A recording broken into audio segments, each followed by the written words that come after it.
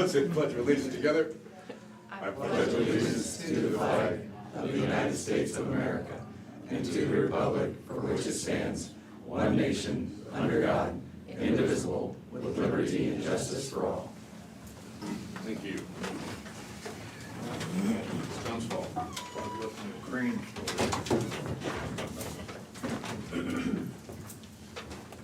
Welcome to the Des Moines County Board of Supervisors meeting. It's August 29th, 2023. Do we have any changes to the tentative agenda? I have none. Okay, let's just meet with department heads and elected officials.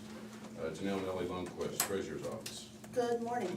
We're just keeping busy. The tax payments are rolling in. The PO box was full to the top yesterday when I Wow. went to pick up the mail, so. And we got a big one too. So, that's all I have. Okay. Angie Vaughn, Safety. Good morning. Morning. Just keeping busy, don't really have anything new to offer. All right, keeping everybody safe? Keeping everyone safe, everyone's doing a pretty good job. All right, good, we like that. Ken Hyman, Mental Health Agency of Southeast Iowa. Yep, we are working on the Mahassey, Mental Health Agency Southeast Iowa, we call it Mahassey. We're working on that management plan now, so we're combining the other regions' management plans into one management plan, and I think we'll be bringing that to the different advisory groups and to the governing board this next time. So we've had a number of meetings on that, and we've got a draft now, so. What is it, about 50 pages long? Yeah, it is 52 pages long, I believe, and that doesn't include all the services. There's a whole different, there's a different document for all the services, the service matrix they call it. So that used to be in the old plan, but it got to be so long, we found out other regions were not putting their service matrix in there, and it makes it so that you can change services around a little bit easier. You don't have to have the management plan re-reviewed by the state every time you want to change a service, so I'm gonna try it that way. That's all. All right, sounds like plenty. Chris Lee, Conservation. Good morning. We've got lots going on. Labor Day weekend coming up this weekend, so this is kind of our last big hoorah for the summer. So the team's getting ready for that. We got a work session tonight with the board. You guys can make it, at least some of you can make it, to look at the Ranger House and talk logistics about converting that into a cabin. Got a board meeting, is gonna be Tuesday of next week. We moved the date, just please note that, to accommodate some travel schedules.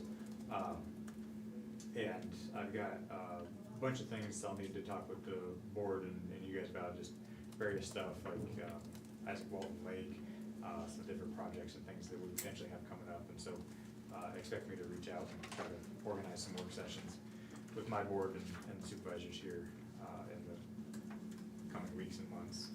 Just going through putting together the board agenda today and identified a lot of things that we've got kind of pending that we need to discuss. So otherwise, just keeping on. We're kind of shorthanded and it's difficult to maintain right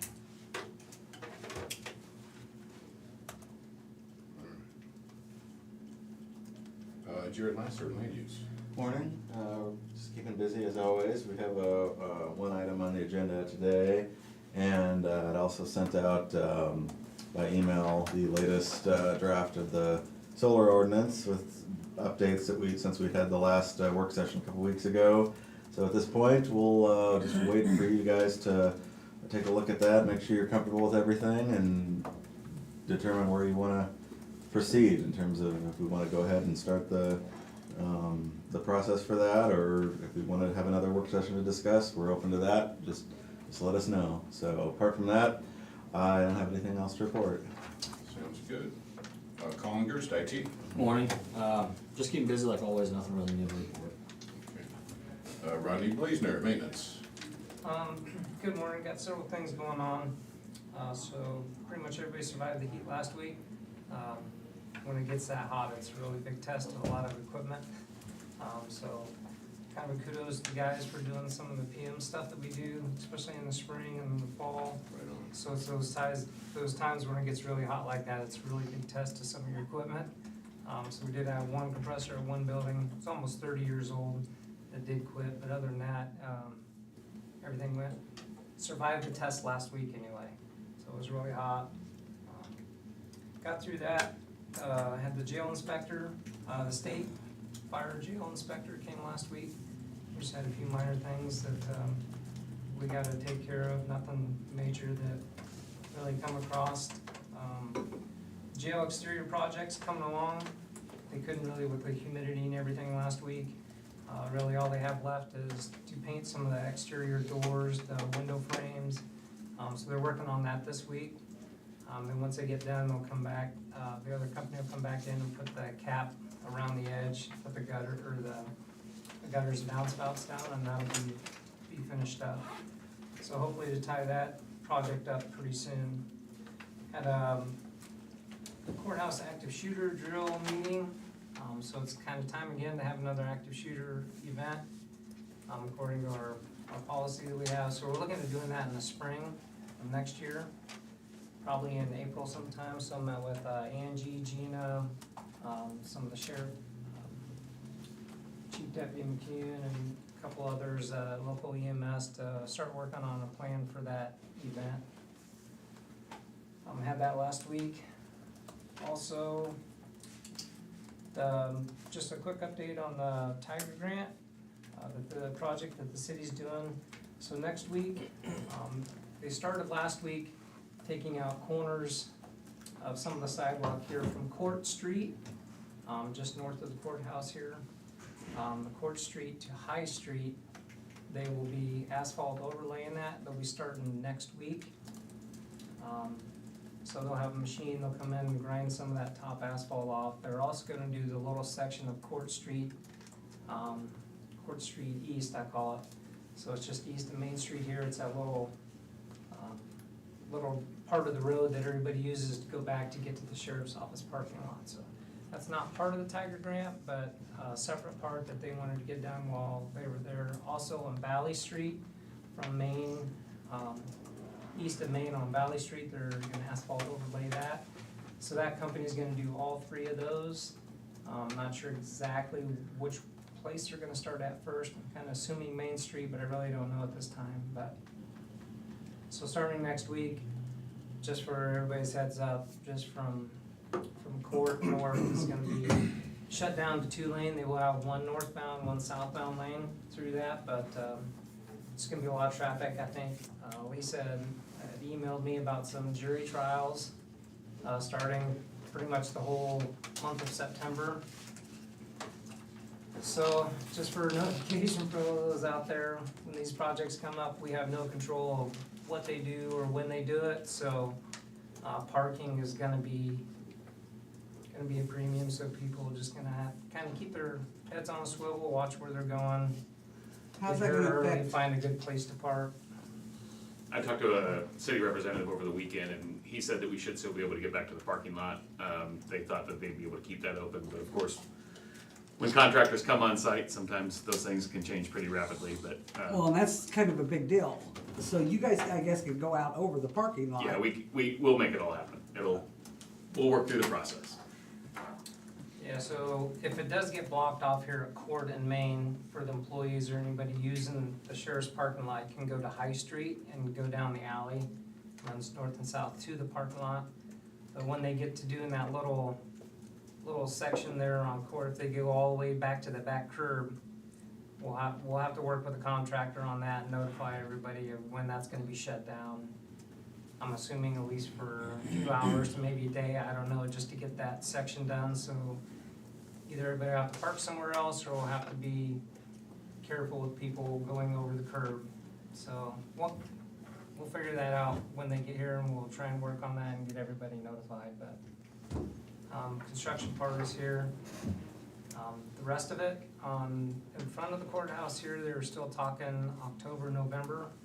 So this was just another, section with a different contractor on the asphalt overlay project that they're on their time schedule, so. When I know more, I'll pass that along, but that's kind of where we're at. I think that's all I have. Thank you, Ryan. That's a bunch. That's plenty. Sheriff Kevin Glendenning. Good morning. We've got a lot happening as well. Some community events over the weekend, the Minneapolis Town and Country Days, those were well attended as always. Always great to see the group up there. And then we had the Rotary Touch a Truck event at the mall following that, and that was actually a really good showing out there. I didn't know what to expect, but a really good showing at that event. That's our first year participating in that, but it was a pretty steady crowd, so it was great to be a part of.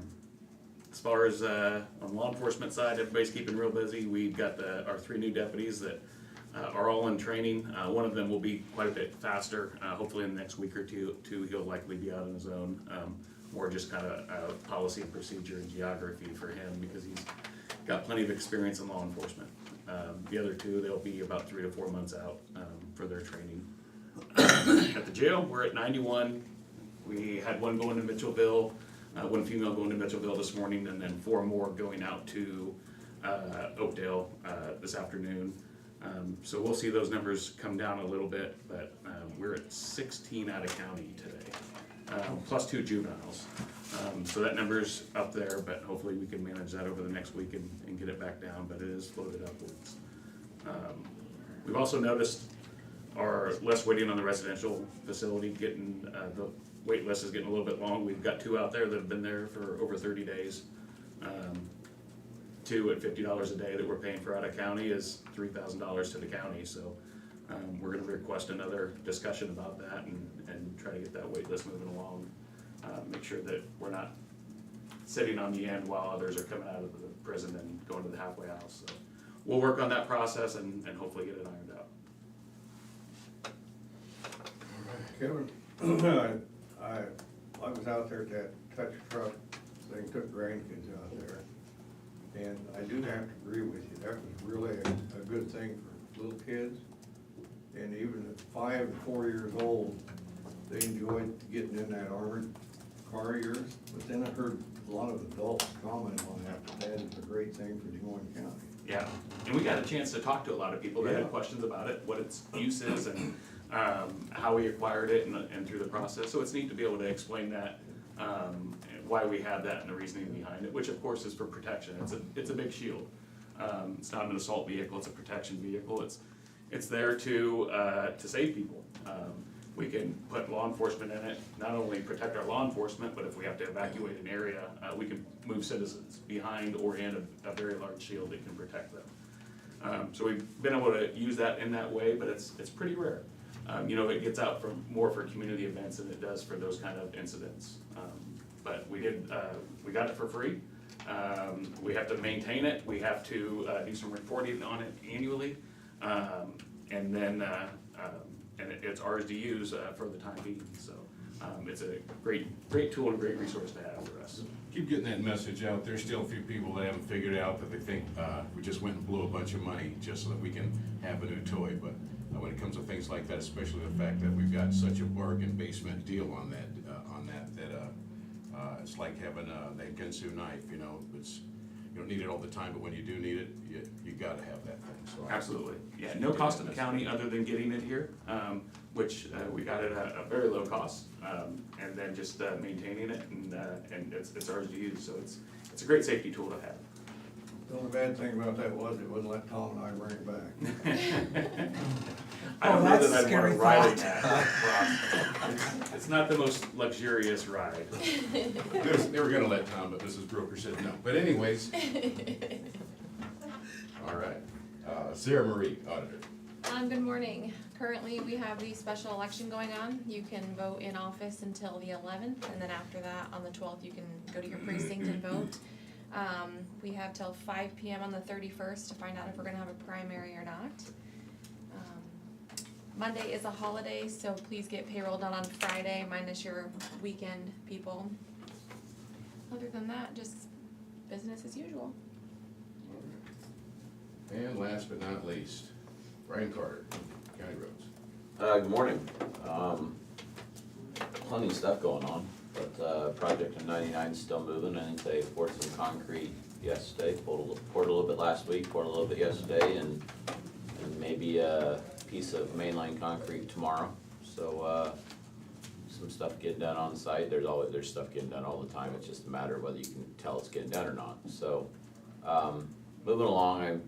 People ask, I'd still probably say late September, but it's on the verge of me starting to say early October. Unfortunately, that's just the way it is at the moment. But they are making progress, and that's what we want to see.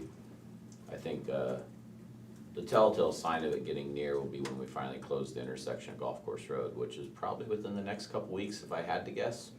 So once that goes closed, I think that'll really be a sign that we're getting much closer to the road itself, at least the traffic getting onto it, but we're not there yet, so they're making headway. There's quite a few folks there on the south end we have to accommodate to get in and out during the project, and that certainly adds a complexity to the whole thing. But anyway, other than that, plenty of stuff going on. Guys are doing some culverts, and it's bone dry, so no blading at the moment. Doing mostly ditching and some other projects. So, and the horse and buggy signs that have been a topic every so often, I would say maybe next week for install. So, just to give you an idea in case somebody asks you guys.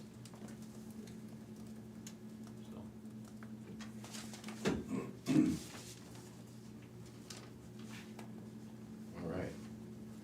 Okay, gentlemen, any correspondence? I have none.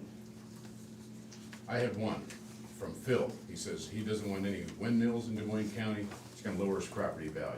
So I'd make sure I pass that on. Thomas? I didn't have any. Okay, brings us to discussion and vote.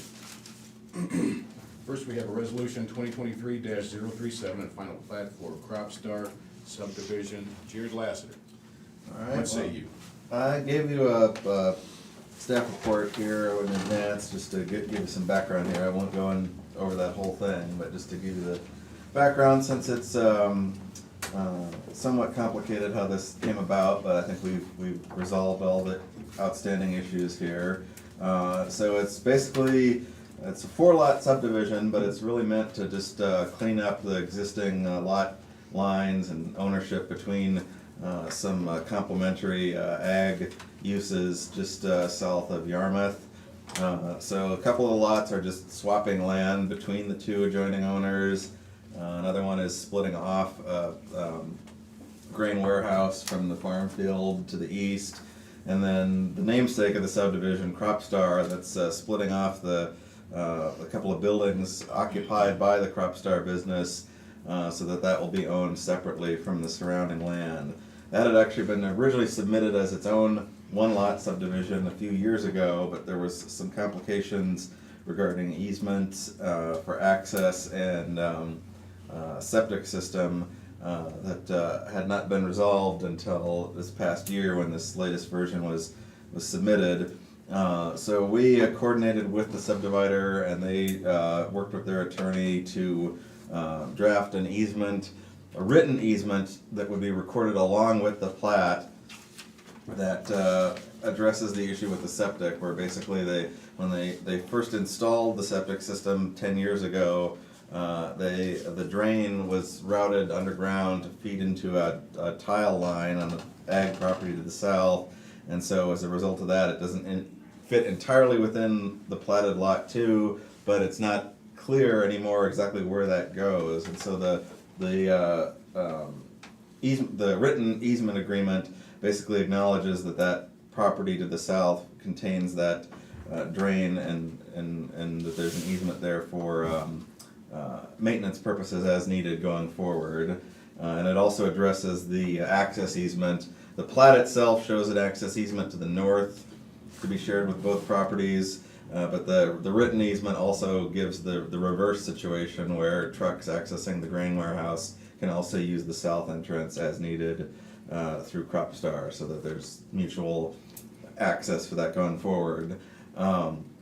So that pretty much addresses the issues we had there. So, but we do have a condition included on the resolution regarding that easement that needs to be recorded with the plat itself. just because we've seen a draft of it, but in order to be finalized, it has to be recorded, and the plan is to have that recorded along with the plat. So that's just making sure that we cover our bases there. So with that, we recommend approval of Crop Star subdivision. Gentlemen, any discussion? Can I get a motion? Motion to approve resolution. Second. Moved in second. Sarah Marie? Tom Parker? Yes. Jim Carrey? Yes. Shane Campbell? Yes.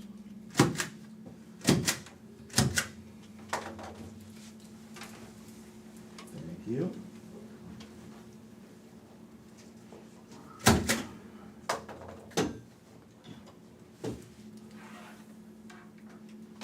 Why is it called Crop Star subdivision?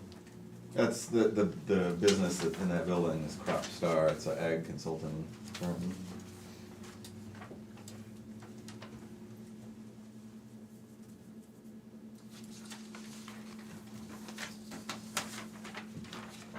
You wanna give me those back, Tom? I'll just put it with this one. We're gonna sign the rest of these.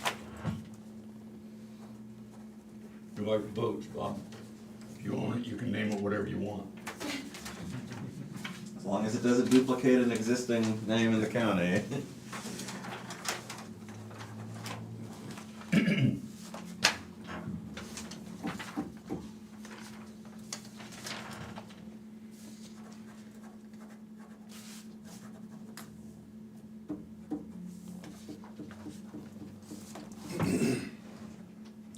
Okay, next we have a resignation from Veterans Affairs Commission. Says to the County Board of Supervisors, I'm not seeking an appointment as a commissioner for the County Veterans Commission. It has been a pleasure working with Brooke Marlin as the administrator of the County Veterans Service Office. Signed, Francis McAllister, County Veterans Commissioner. Move to approve. Second. With a thank you to Francis. Well said. Sarah Marie? Jim Carrey? Yes. Tom Broker? Yes. Shane McCampbell? Yes.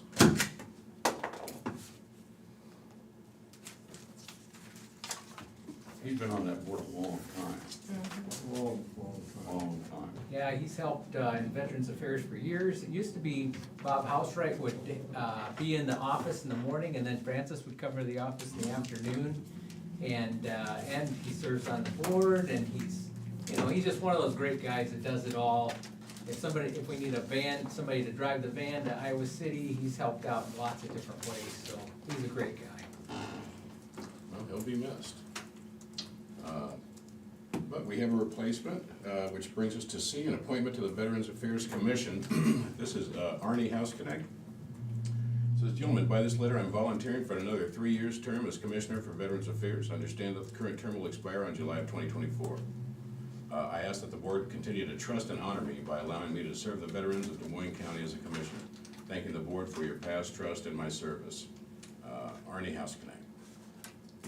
Motion to approve the appointment. Second. Moved in second. Sarah Marie? Tom Broker? Yes. Jim Carrey? Yes. Shane McCampbell? Yes.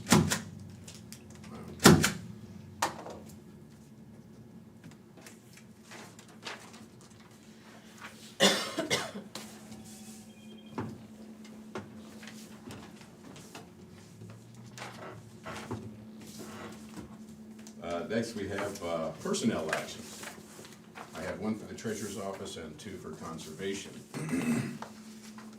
The first one for the Treasurer's Office is Davis Poole, Clerk 2 for Motor Vehicles Department. It's Davis' anniversary. Effective date 8/22/2023. The previous rate of pay was $28,392.63. The new rate of pay is $34,018.31 a year. Can I get a motion to approve? So moved. Second. Moved in second. Sarah Marie? Jim Carrey? Yes. Tom Broker? Yes. Shane McCampbell? Yes.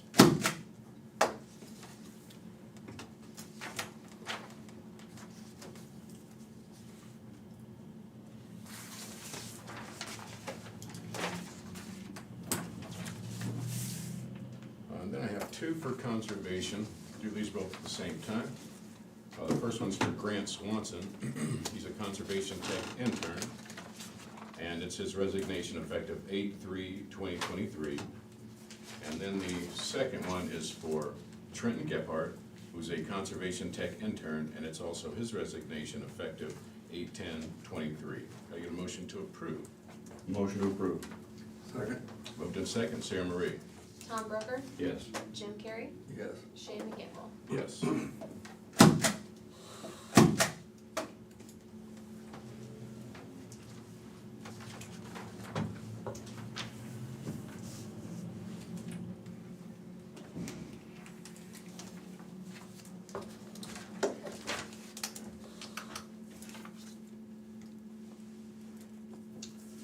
Okay, this brings us finally to 5E, which are minutes for the regular meeting on August 22nd, 2023. And we've all gone through the minutes with no objections. Can I get a motion to approve? So moved. Second? Moved in second, Sarah Marie. Tom Broker, Yes. Jim Carrey, Yes. Shane McCampbell. Yes.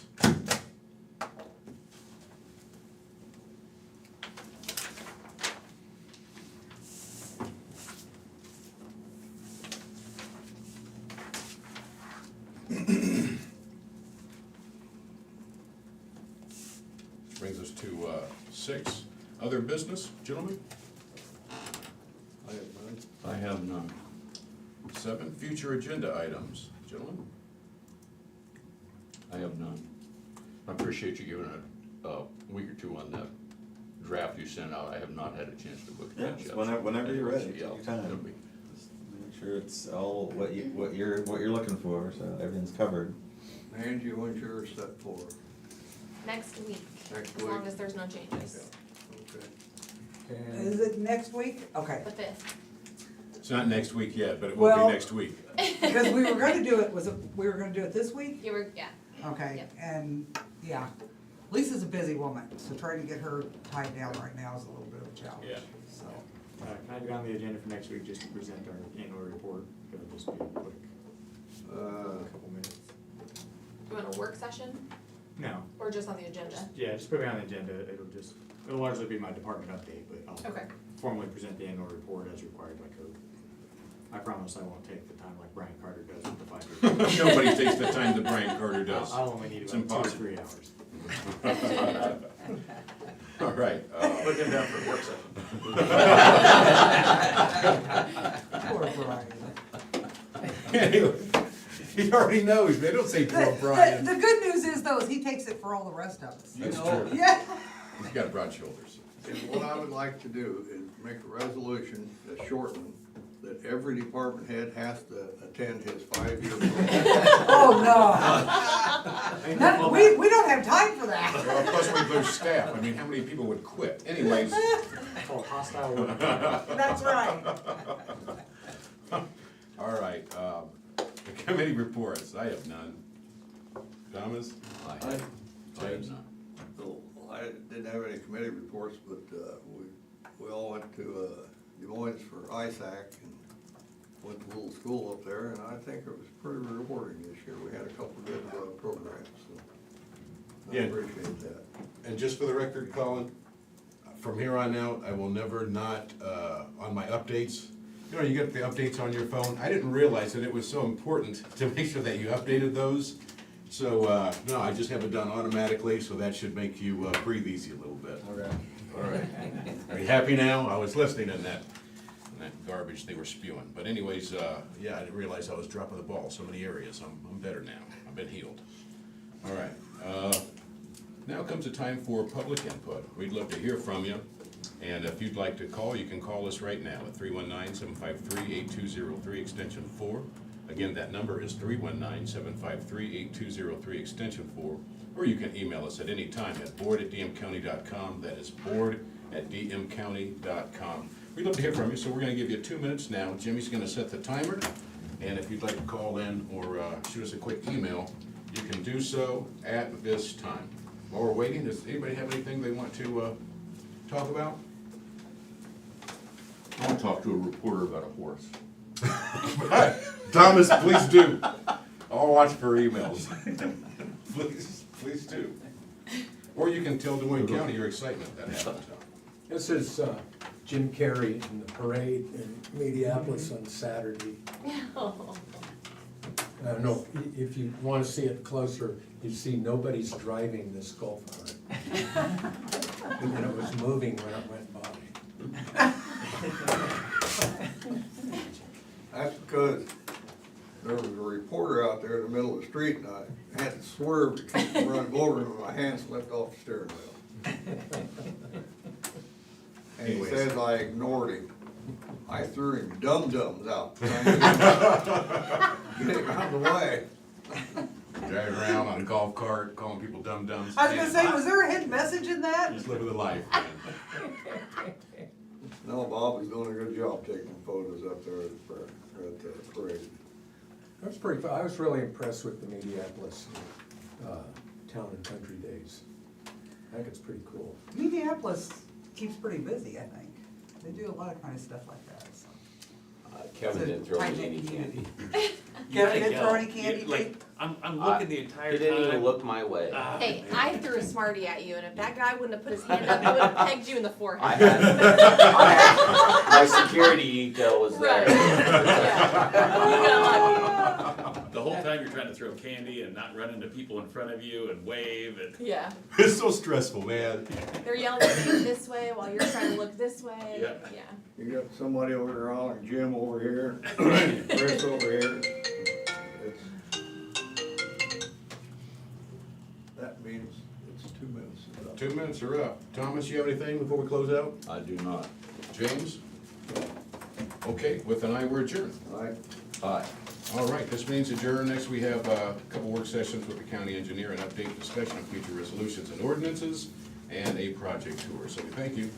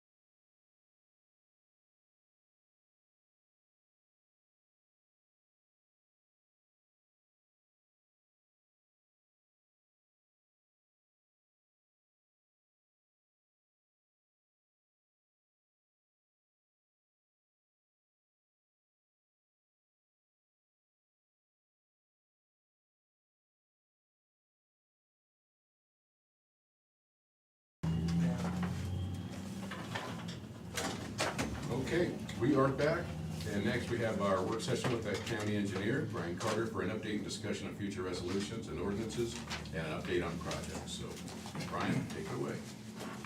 Thank you. Since Kevin's still sitting here, I'll mention one thing real quick and just make sure to get your feedback a little bit. And I still, some of this I haven't figured out the best way to go about it. Maybe this is it. We've had a long standing or running conversation about Tama Road in general on issues with stuff along the shoulders. I think I brought it up even a couple years ago. It's more of an issue in the winter. The stuff's still there in the summer, it just gets a lot more attention in the winter because it's tight quarters for our plow trucks. I'm sure it's a safety issue for the traveling public, but it's a particular issue for our plow truck going through there. Well, I have a gentleman who's called periodically on a different road, but in the same area, 115th, which is the little gravel road off of 99 that we regraded. I won't say last year, I ran you all three through it. Four Seasons did the project. I think it was late last fall, actually, when we did that. And that sits just north of ISC, and this gentleman has, I think, called law enforcement also, but he's called me. I probably called a couple times a few years ago, and he's called again, I want to say 3 or 4 times here this year, maybe a little bit more active on the calls, about trucks that are, semi-trucks that are servicing ISC that apparently arrive sometime overnight, but ISC has their gates closed, so they then park on that gravel road up towards the intersection with 99 and sleep until, I'm assuming, the gates open. He's not a fan of the trucks parking there. I don't know that, from what I gather with him, I don't think any truck drivers have directly approached him. I think he has approached truck drivers and had some interactions, but I don't think that's because they sought him out. I think it's because he wasn't happy with him there. He makes comment about it being a bus stop where his kids have to go up to the bus at that corner. I called the bus garage. They do pick up, they park on 99 and pick up kids at that intersection. However, neither bus driver that services that area has ever seen a truck park there, a semi park there. I verified that this morning. So I think the bus stop thing's more of an excuse. Kevin and I both agree, my guess is that ISC's gate is open before the bus gets there. So the trucks have probably already left and gone and pulled into ISC's lot and started to unload or whatever they do. So I wouldn't say that I see that as a major factor. I'm also, though, however, that road is, I mean, it's probably 26-ish feet wide, and if a semi-truck parks there, it's down to, it's basically a 1 lane on the other side road. It's not a spot I mean, it's obviously a kind of a low volume spot, but anytime you have semis parking along the road, I don't think it's a good thing. The code doesn't give law enforcement a whole lot to work with as far as actual enforcement for anything like that. So it essentially would require either a resolution or an ordinance passed by the Board of Supervisors of basically somewhat of a no parking type ordinance. So 115th is more of a pure parking situation on the shoulder of the road. Tama Road is obviously, it's a parking / other random crap being parked alongside the road, but not so much a semi-parking like we're talking about. I think anybody that knows me knows I'm a little bit of a minimalist. I don't love policies just for policies. It's not what I want to do.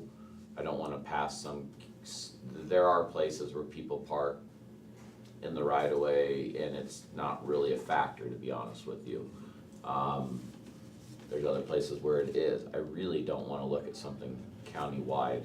If we're going to do anything at all, I prefer it be isolated and specific to locations. We have had requests on Tama Road, for instance, in the past about no parking along the levee, especially when the water's up. And I think that's always been a little difficult as far as being able to how to technically enforce it. Because again, the levy district doesn't, they have control over their levy, but they don't have control over the right of way. And obviously they both meet up in that area. So I guess I wanted to get the board's temperature on the possibility of a kind of a first of its kind, no parking,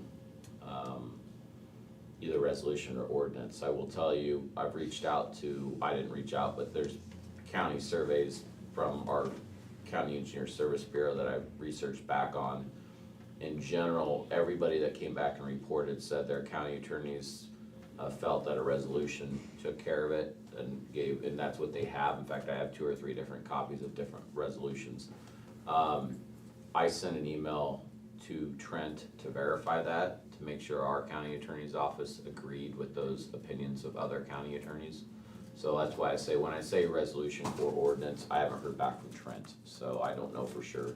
I'd prefer a resolution, but we'll just see what he says.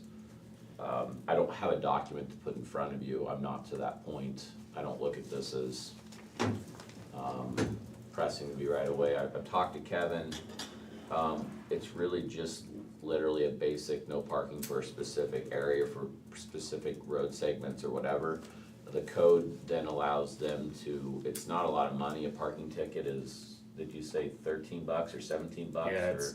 it's quite minimal. Yeah, I mean, the value of it is not a big deal. However, I think in the long run, there is also apparently language to allow them to be towed if they don't comply. And I'm sure that would be up to the sheriff's office to how frequent a bad actor they are as to what happens there. Where's this spot at again? Well, there's 2 different topics. We've been talking about Tama Road for a long time, so I'm kind of intertwining these because I've never, my plow guy that runs Tama Road harps on me every year, a couple times a year, rightfully so, about getting rid of the stuff along Tama Road. I've talked to the sheriffs, I've talked to Kevin, and there's really not a good way to handle that without some sort of a county policy. And I've talked to the board, we've had work session, I think, on that specific, maybe before your time, but this is not, but. When you say get rid of stuff, what do you I mean stuff, I mean anywhere from a vehicle to a boat to a homemade storage trailer thing that happens to have axles underneath. So what ends up happening is it kind of turns into like winter storage. And people will park campers there, sometimes boats, a lot of times it's campers, but the people that are parking there typically own property in the area. It's not random people coming out there.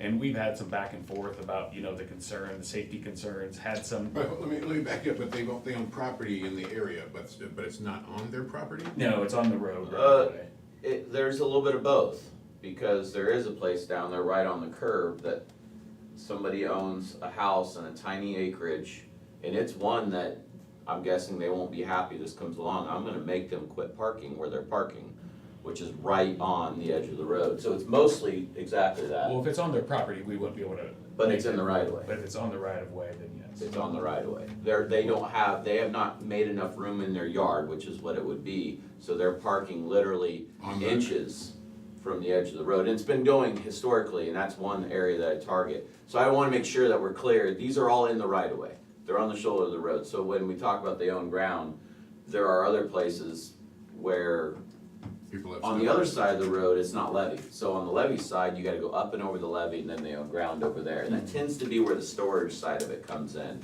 is they park along the road, and then sometimes they own ground over on the other side that's riverfront ground. But on Tama Road, there are a few folks on the other side of the road that, in the way they manage their property, choose to park right out by the white line of the road rather than making somewhere else to park on their property. So there's a bit of both, particularly on Tama Road. Tama Road's a mixed bag. I mean, that's why I say stuff. I mean, it ranges all over the place. So I just wanted to take the temperature of the board. I don't think Kevin has an issue with this. I think in fact he would prefer something to enforce with. My guess is that the semi-truck part of this and that one location, my guess is after a couple months, especially as the night shift pays closer attention, those problems will probably go away, cause I would guess it's a small number of trucks that regularly park there. And once they realize that that's no longer the case, they're gonna have to figure something else different. They'll park in Burlington somewhere, or I guess we'll have to amend the resolution and add 99, cause they'll start parking right on the shoulder of 99. I don't know what they'll do. They'll radiate out somewhere, and then we'll see if it's our problem still or not. I just wanna get the board's feel for this. The Tama Road thing, I can't come up with a better way to do anything other than a no parking dynamic. Are we, I've been on 3 or 4 tours with you on Tama Road. And every time I've been on there, not only, there's that homemade shed that was on wheels. Yeah. That thing was there for, I know, 3 years and hadn't been moved, the grass growing up underneath it. Yep. And, it was Right that on far, the edge. it was right that far from the edge of the road. Yep. And things like that. And it's you know, just- That's a hazard. It's year-round storage for that Yeah. person. And, I don't, honestly, if it was anywhere else, it wouldn't have gone this long and been let go. If it was out on a different paved road in Des Moines County, along Pleasant Grove Road, let's say, as an example, it never would have Yeah, been there's no way. overlooked Yeah. to this point.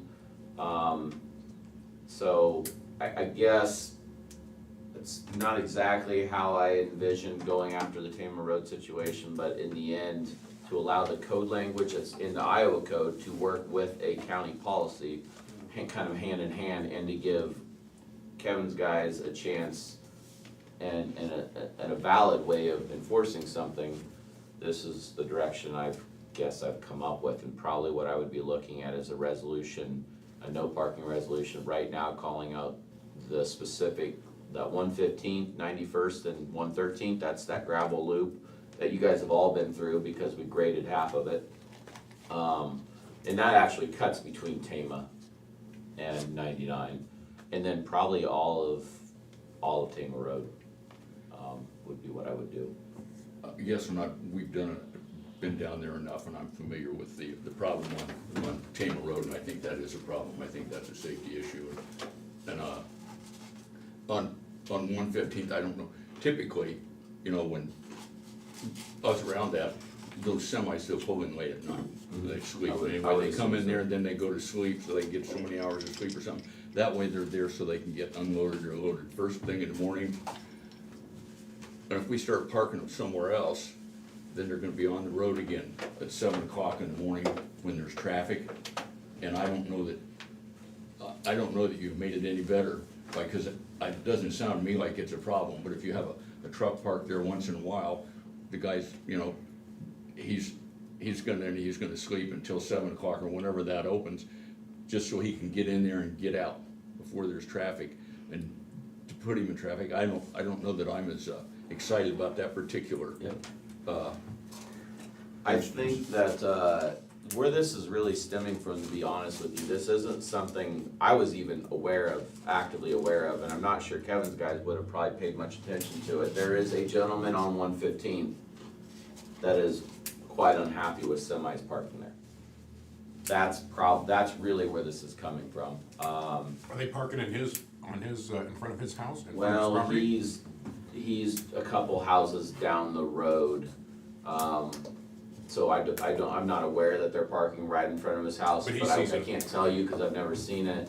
I think the worst thing I heard about was, like I said, I think he has gone up and initiated conversations, so I would have to guess those didn't go overly warmly, but that's kind of his own doing. I think he mentioned one truck driver got out and peed. So beyond that, again, I reached out to the bus barn. As far as what the bus drivers had to say, they didn't have any issues there.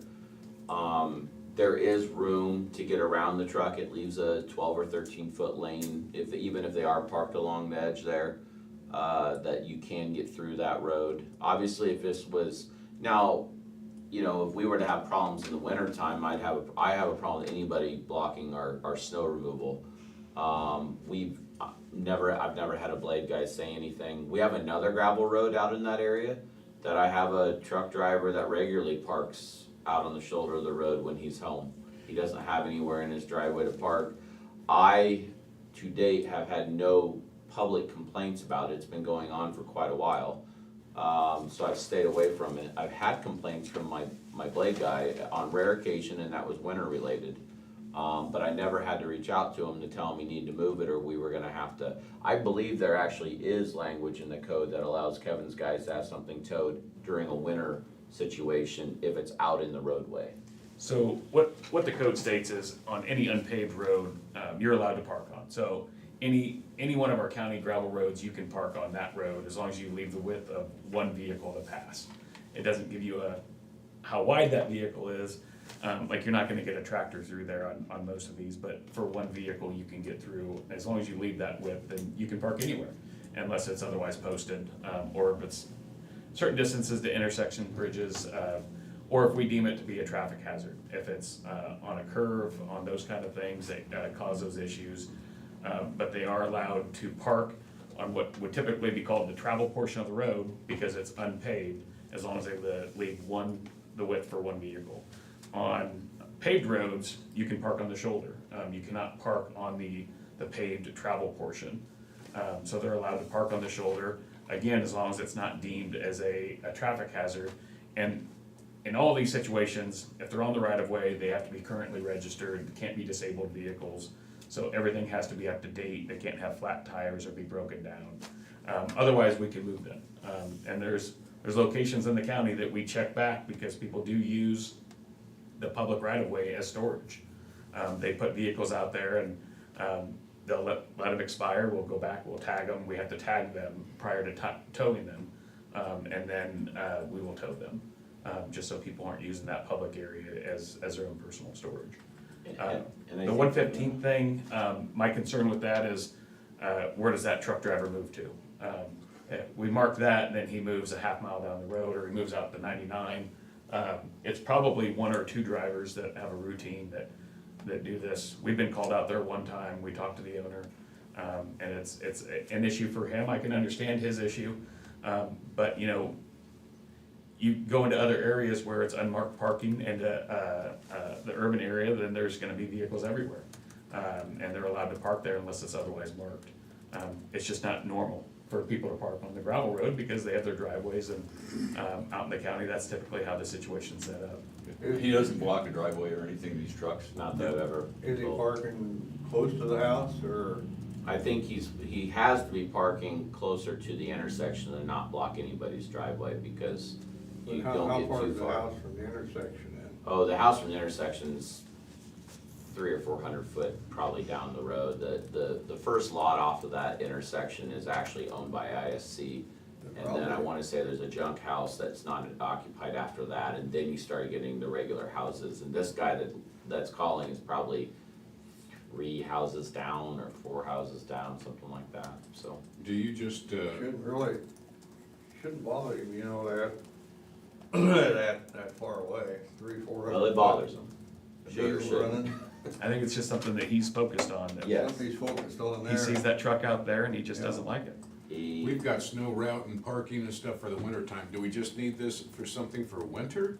Well, winter in general, I think what Kevin mentioned, when we've had problems with vehicles in the winter on the roadway, generally they've been towable. And I think that's because of the generic language about it being a hazard, because in the winter, the conditions are such, especially if we don't cause a problem, if somebody breaks down somewhere after we've cleared the road and they're sitting there and next thing you know, a day later they're gone, we don't mess with it. But if we have to plow around them and it doesn't disappear, then we call, or if it's a blizzard conditions, we call and then it gets dealt with. We've never, that kind of a situation has generally handled itself, and I think that's because comes some of that safety language. We've even done it on Tama where they're not on the travel portion, but it just doesn't give the ability for the plow truck drivers to push the snow anywhere. So we'll go out there and we're not towing vehicles, we'll typically just run them, make phone calls. Sometimes those conversations don't go as well, but we say, hey, we have to have a place to push the snow. So please move your trailer, whatever it is that's out there, and we've always gotten voluntary compliance that I recall. I don't recall ever having to tow something from there. But we do have that ability when it's time to plow, that we could say, for safety reasons, we need you to move. Well, that's more storage parking is the problem when it's a safety issue, Yeah. I don't have much of a problem with the other one. Somebody's gonna park there for a couple hours. No, I understand it irritates the guy, but that sets a terrible precedent. I'm good with either way, I'm not really fighting for it one way or the other. No, I'm just I saying, but then somebody else said, I've got this, Yeah. I'm close to a opening of whatever business it might be, and there's a semi park there. I want the same no parking here. That's one of the reasons I kind of tried to verify some of the aspects of his complaint, because of course, when somebody's unhappy, they link it to anything possible. So, you know, I heard about a truck driver peeing, I heard about, he concerned about these trucks there when his kids are going to the bus. That was one of the biggies he threw out there. So that's why I reached out to the school bus, I don't know what manager or whatever they have. I've been talking with her because of our Highway 99 project anyway, so it was an easy conversation to have, and right now, from their side of it, there's no concerns that way. And that was a big deal to me, because when somebody starts mentioning their concern about the safety of their kids, Yeah. that's something I at least wanna look into, and at least from that dynamic, there doesn't seem to be a complaint or a problem. So, For what it's worth, and I don't know, Brian, if you've talked to him this week or not, but one of our deputies was out there last week. He called me, referenced it. He simply just said, hey, would you mind parking somewhere else? You know, this is the situation. It was a voluntary kind of deal, and when that deputy finished up, it was Deputy Hoshek, he said, well, he's gonna call if he comes back. And we haven't had any additional calls. So it might have been the same driver, or at least the same group of drivers that said, hey, you can't park there anymore. But we didn't force anybody out, we simply went and said, hey, this is a concern, you mind moving? And that's how it was handled that day. I told them, we can't force anybody to move. Like, that's technically not a no parking area, but we're gonna be looking at some options on it. And at this point, there hasn't been any additional issues, but those could very well come back. Well, the state law says they can park there. I have no intentions of signing anything, you know, to make an ordinance and going against the state law on that particular thing, because I have a neighbor down there that his dad drives a semi truck. He comes and parks it along the street there in between the things, and that cab of that truck's not from here to you guys, from it.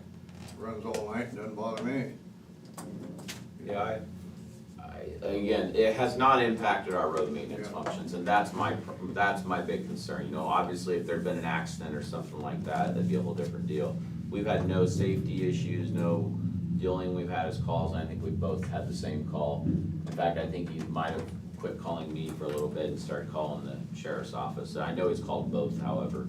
I bring this up because eventually, my suspicion is if he gets unhappy enough, he'll end up down here. And I wanna make sure you guys are on the same page, with this. Because if he calls me and puts me on the spot, I'm gonna tell him that we'll keep an eye on it, but for now, there's not gonna be any no parking, and that they're allowed to park there on a short-term basis. The sheriff's office is aware of it, and we'll just keep an eye on it. That's kind of where I'm at with it, and I just think you're That's there. what our deputy told them last week, said, we weren't able to force them to move, we'll have a talk with them about the concerns. And he said, well, if they're back there again, I'm gonna call again. He said, okay. Maybe he'll get tired of calling. Yeah. So, but we haven't been back. Yeah, As far as Tamer Road goes, I'm all in on that, because I've been out there several times, you know, on a road tour, and I even drove out by there. It's a problem.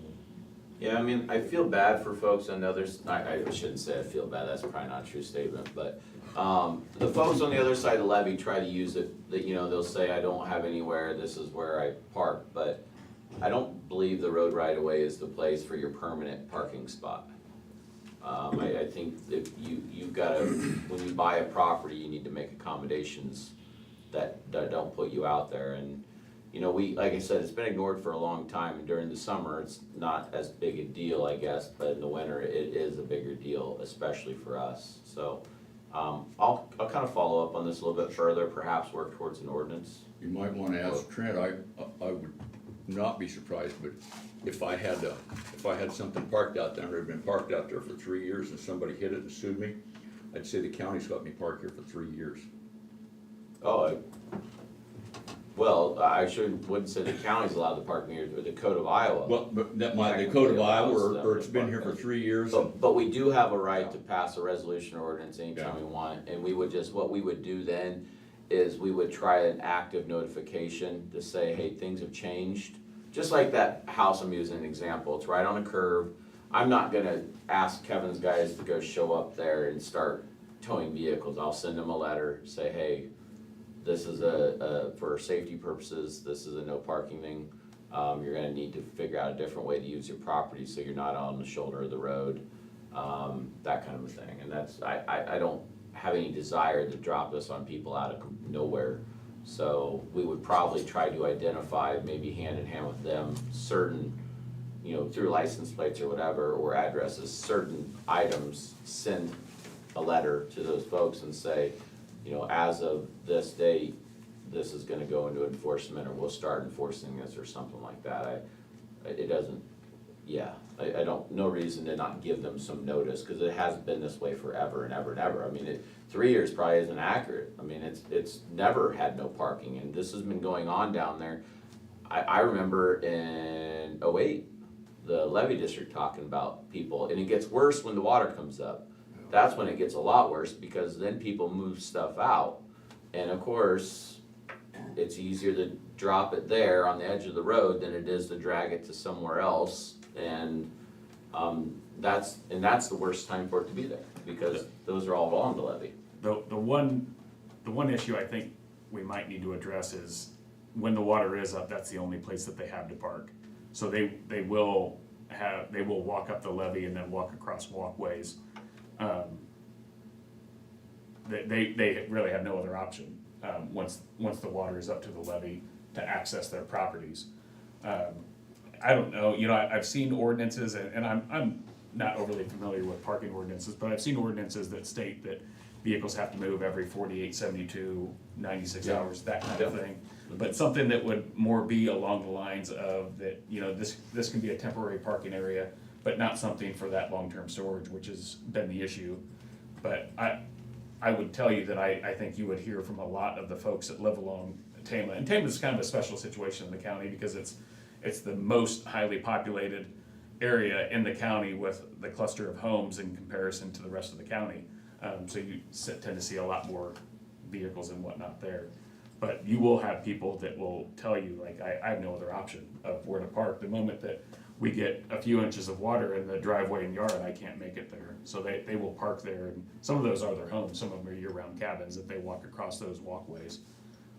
It'd be nice for them to have that option to be able to park there, as long as those vehicles aren't permanently there. I can see that. Yeah, and that's a true statement. Once the river gets to a certain point, then the levee district wants it no parking altogether. Cause I know you've been digging about that.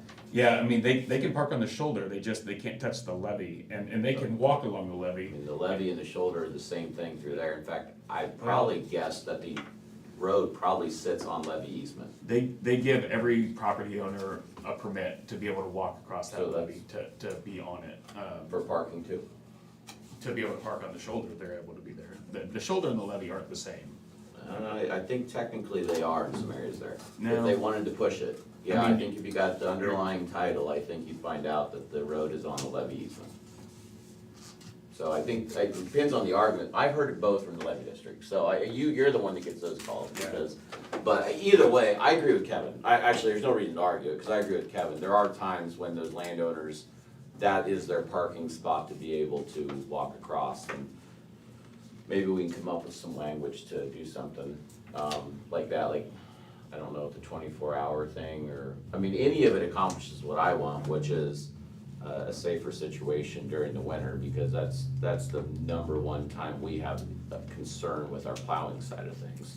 And then, so we could even come up with something, certain dates or whatever. I'll have to sit down and think about it. You guys are supportive of it, I think Kevin's supportive of it. There's no reason I can't come up with some language and kind of, we can just spitball and go, go from there. I don't wanna have to make people move I if agree. they're parking there to access their homes. I don't have the issue during the winter time if it's being used for long-term storage and there's a I agree. snow event, so. I agree completely. If we could have wording that was along the lines of, you know, it's necessary at this point. We need to have a place to push the snow, so if it's a 2-inch snow or whatever we put in there, that there would be no parking in that area. And parking that is there couldn't be longer than, vehicle has to move every 72 hours. I think we can go to a solid, I'm sorry, Tom. There's no, I just said, and I've seen those signs, and you obviously have, you know, no parking on this side of the street during a snow emergency or whatever it is, and you could address that, you know, with the high water or something like that. Yeah. Maybe. Yeah, I think we can, it's not so much being able to write the policy to something that's flexible, it's coming up with signage that matches up with the policy, cause, but we can, I'll spend some time on it, try to come up with something and let Kevin take a look at it, and we'll have another work session or something, and this gives me some direction, which is really what I wanted, so. Well, Kevin, will you take care of the spell checking for us? Yeah, absolutely. Somebody's got to. So. And Iowa Prison Industries can make any sign you want. They can, it wasn't so much as coming up with the sign that works, it's coming up with the sign that, cause what I envision is Fit it all in there. no parking altogether come winter time. That's not a high water time period, and it gets rid of anything when I'm plowing snow. So that's more what I was thinking of. It'd be a sign similar to what school zone is, like, instead of putting a time, you know, during school hours, you'd have to put the date. So pick out a date Yeah. that you want, like, Yeah. middle of October. If you get that one snow in October, it's not gonna hurt, but November the 1st or. Yeah, I was thinking 31st. along the same lines, so, but then the rest of it, it's no parking, or what is it? I think they have alternating every 20, I don't know. Well, I don't want them just jumping side to side. If we're gonna let them park when the water's up, Yeah. cause that one, the levee side is wider. I mean, the other side is not as wide. You get into a yard or ditch or whatever, so I'll figure it out. We'll figure something out.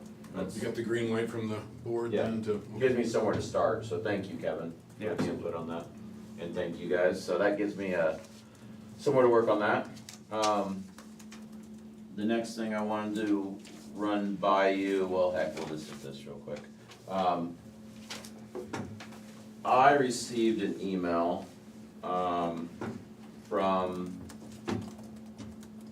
I don't believe she actually works for the Navigator Pipeline, I think she's a consultant basically but I have a lady that's kind of our contact at the moment. That contact has changed a couple different times, this is just, so it's not so much a name or anything, I just wanna make you aware of this more than anything. I don't know if eventually they'll branch out and get creative and come to the board, but this was not unique to Des Moines County. The Navigator, this contact for Navigator Pipeline sent this email to me, basically saying it says, Navigator's agreed to release a KMZ file for Des Moines County, contingent that you sign the NDA attached here, which. What's KMZ? Non-disclosure. Non-disclosure agreement.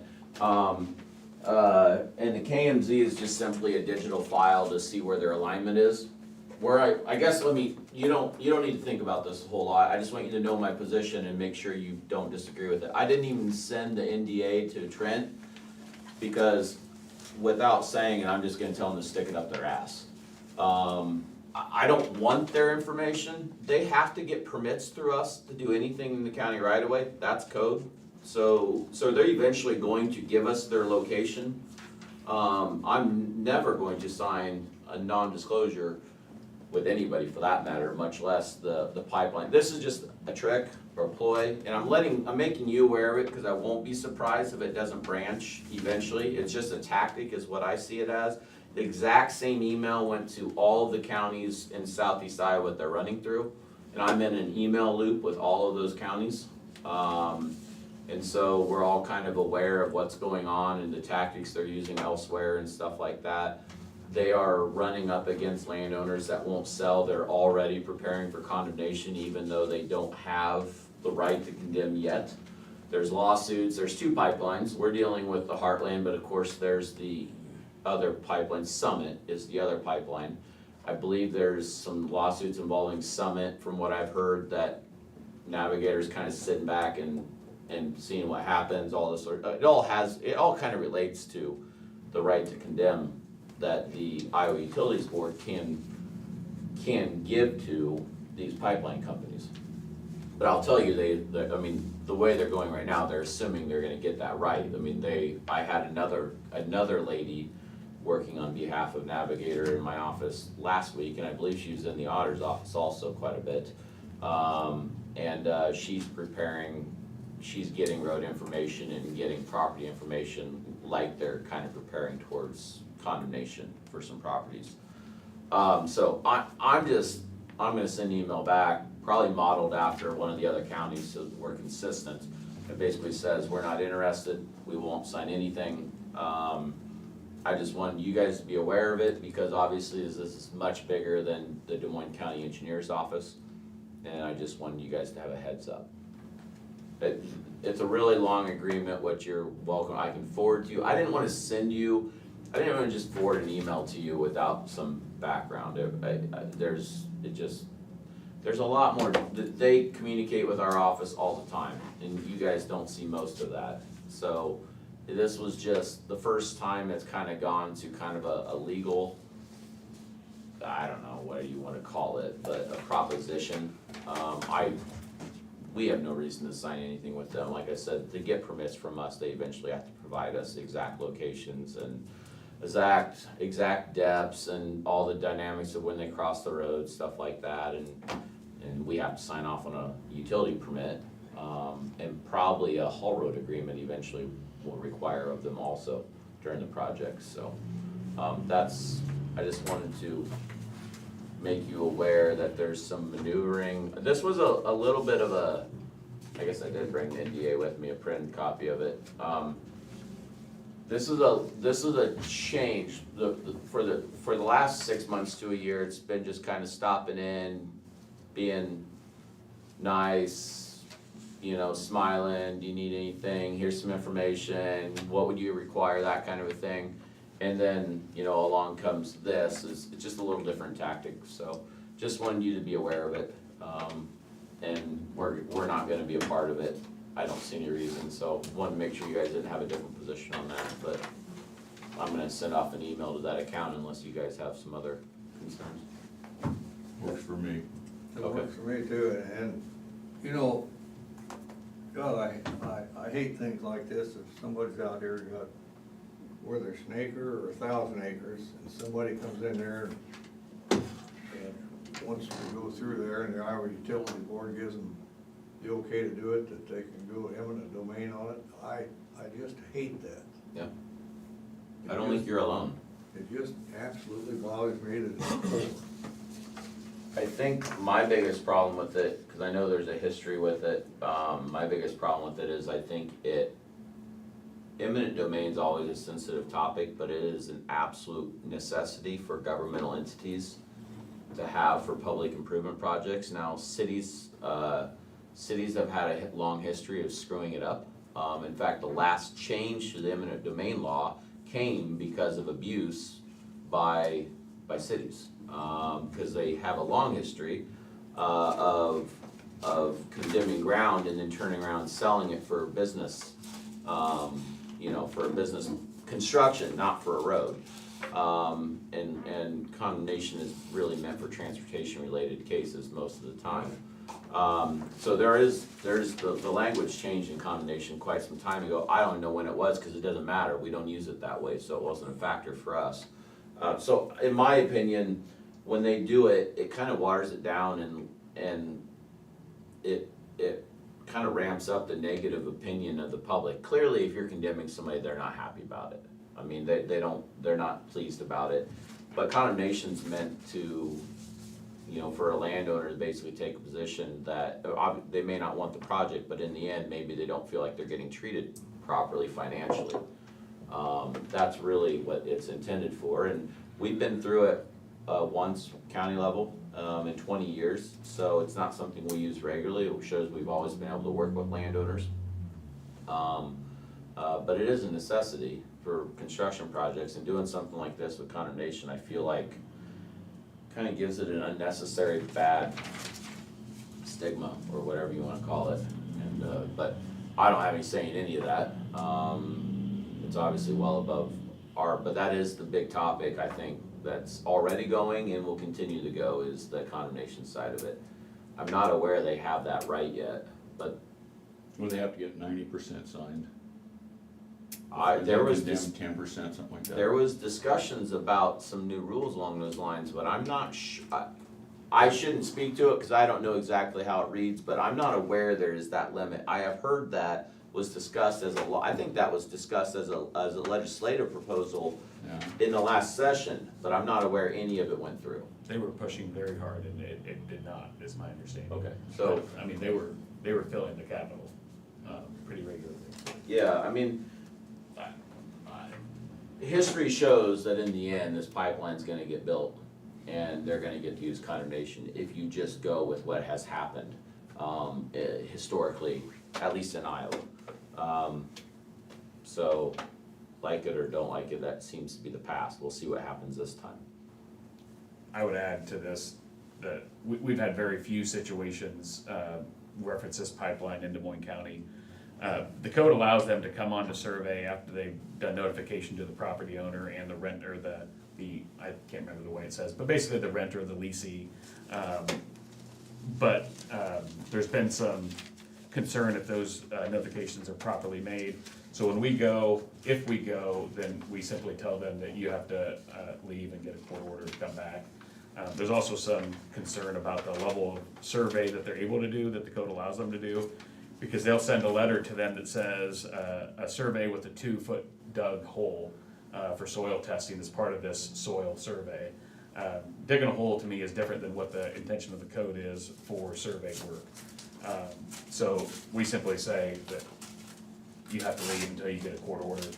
Make sure that you can show the courts that you've done the proper notifications, and then we can enforce the court order for you to come here. And we haven't had that situation yet. But they were doing surveys, or they were coming onto people's property, they were sending the letters and saying, Iowa code allows this, but they hadn't even filed their permit yet, so this was over a year ago. They can't do that until they file the permit, and they have to do the notifications. So they do tend to send those letters that are a little bit misleading to property owners and to government entities, obviously. So just so everybody's aware, that's the way we'll handle the situation. If they go on there, we'll enforce an order, but we're not gonna enforce that they've done this notification and they have the right to dig holes and whatnot. But if the courts decide that they've met the code, then we would work with that. I agree, a hole sounds to me like it's outside the scope of the survey. Yeah. Well, They send this letter that says, we're going to dig a hole as part of the soil survey. Yeah. And soil survey is a legitimate engineering term, but it is not what the code intends. The code, when it speaks about surveying, is very specific. I mean, it's meant to, and in the area of code, I believe, is geared towards either property surveying or topographic surveying, not a soil survey where you're actually puncturing holes in people's land and basically doing soil borings of some sort. You know, that physical type thing, that's not meant, they're playing games on that kind of a deal. So, yeah, your responsibility, even when you're surveying on somebody else's ground, especially if it's against their will, but you have the legal right to be there, you're not allowed to damage their ground. It's a little bit like we talked about the easement topic for the cemetery in Danville. Just because you have a right to be there doesn't mean that you have the right to somehow damage their property. Your job is to get in, get out, and basically leave it untouched as possible. So anyway. You know, you got, like that utility board, you got 3 people that actually sit on the utility board. 3 people are making these decisions and giving them to the governor and everything else. You know, it seems to me like a board that's got the right to do this, to give these companies, to go through and give eminent domain, ought to have more than 3 people on it. And there's a ton of lobbying going on behind the Yeah. scenes. I mean, I think we've seen little bits of it, but I mean, the way that they prepare for the future and they try to get the right things in order, it's pretty astonishing. I looked it up, you got Josh Byron, Eric Heelan, and Sarah Martz. You know, 3 people.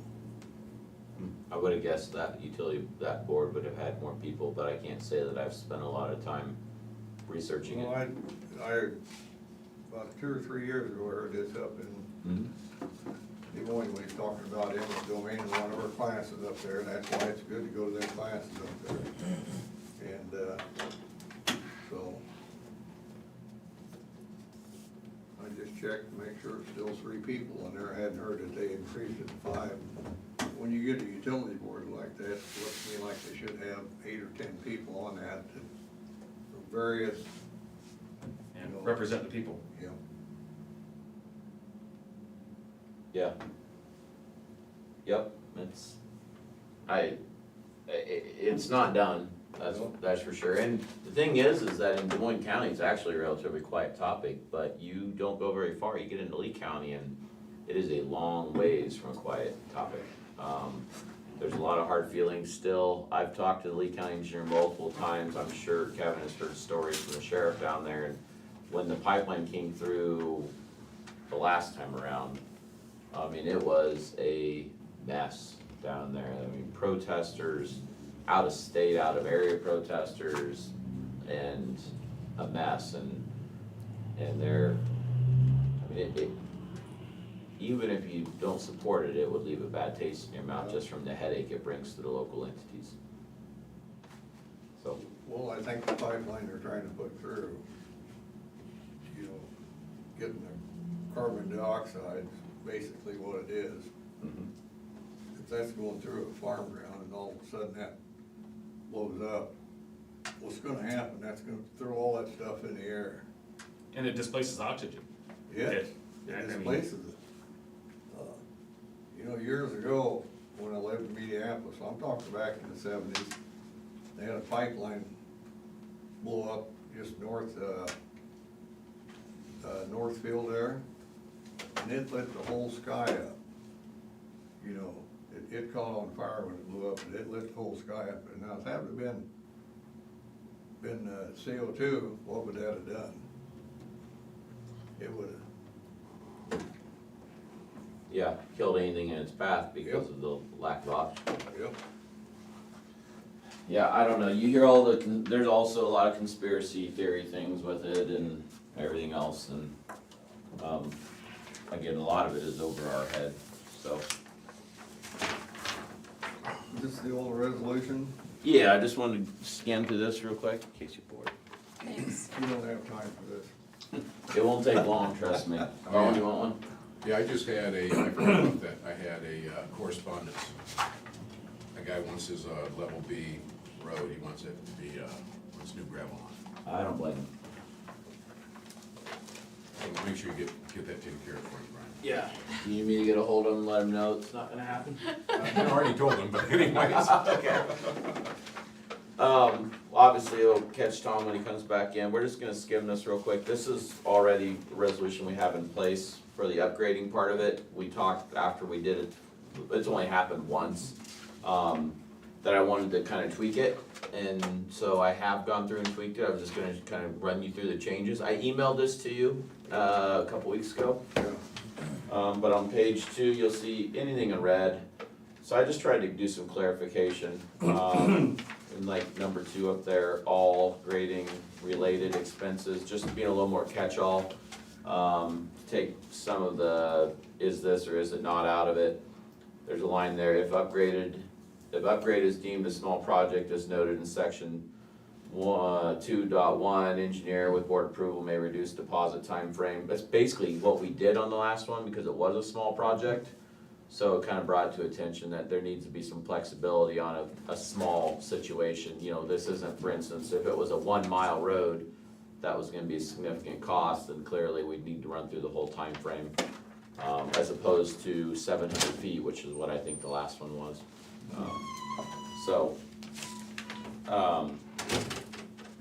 I left a copy up on your desk, Tom. Then on down there, number 3, just again, some more clarification, excluding driveway culverts, including bridge rehab or replacements. Just clarification, that's how we intended the word anyway. And then driveway culverts being, I'm on page 2. I'm just kind of running through some of the red text, just to show you guys what I cleaned up a little bit to try to make it reflect better with how we intended to handle it and how when we did it the first time, it didn't quite function the way we envisioned, I guess, I envisioned. And then driveway culverts would be full financial responsibility of the petitioners, so, I look at driveways, if you're petitioning to upgrade a road, I don't care if it's your drive or anybody else's, no driveway is something that is necessary for the traveling public to be able to use the road. It's necessary for somebody to get into their property, so it's their priority, but it's not a requirement for the road itself. So expense-wise, that should be up to the petitioner if these driveways need to be upgraded and new culverts and stuff like that. So that's just, again, a clarification. Number 4 there about surfacing, I don't know what I was thinking when I put this together, but that was just simply the wrong number. Way too low, as you can see, as far as tons per mile for a new roadway. So, another thing that I caught when we went through, so, anyway, my mistake there. And then, number 6, all design standards will be determined by engineer designee. The methods, used during construction process will be specified and approved by the engineer. That kind of comes from some conversations I've had with other people that have at least expressed interest in upgrading, dirt roads, and what they envision as far as an upgrade compared to what it needs to be a proper county road are 2 different things. So that just clarifies that for the boards to lean on and say, no, this is what the county engineer says, even though it's obvious, it's a county road and we would have that control. A lot of the calls, and I do get a fair number of calls, they just don't ever proceed. A lot of the calls I get are, what a farmer envisions is running out there with his blade on the back of his 3-point tractor, putting a little crown in that road, getting rid of a few trees, and we're good to go. That's kind of what they envision. They can throw some rock on and it'll be fine, it'll do the job.